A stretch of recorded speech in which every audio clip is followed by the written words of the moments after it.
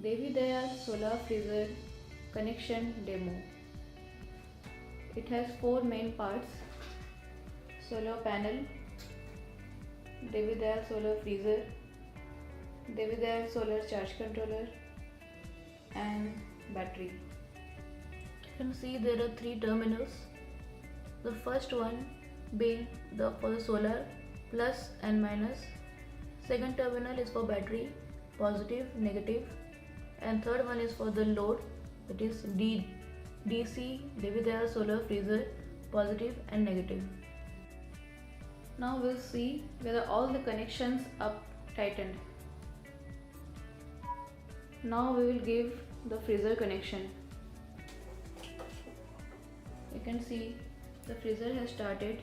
This is how the full connection for the AgriVijay solar DC freezer is done.